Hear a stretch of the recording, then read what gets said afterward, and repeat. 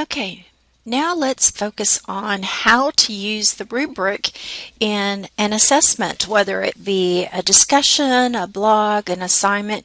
You can even put them in essay questions in an exam. I'm going to show you by using it in a discussion. So I'm just going to go to my discussions and we'll create a new forum. I'm just going to call it rubric example. And a description of the forum. This forum just provides an example of how to use rubrics. And I'm going to leave everything blank except for down here I'm going to grade this. Since my rubric is worth 50 points, I'm going to make this 50 points. But if I didn't, when I add rubric, let's say I make it worth 25 points. So I'm going to go down here to add rubric and select a rubric. And when I click select rubric, it's going to bring me up a list of rubrics, and all I have to do is check mark beside the rubric that I want to use and then click submit.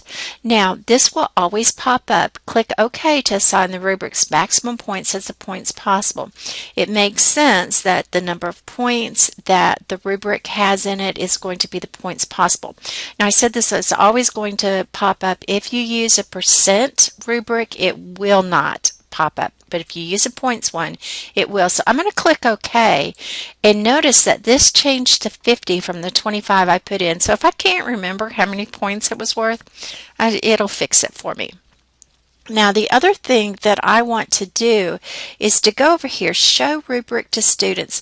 I'm going to change this to yes with rubric scores because I want my students to be able to see that rubric as they're taking it, and I want them to know, or as they're completing the assignment, and I want them to know what the scores are, how much each part of the rubric is worth. So that's all I'm going to put in here. I'm not showing you how to do the rest of it, just how to get the rubric in. And I'll go ahead and submit this, and that is how you attach a rubric to an assignment.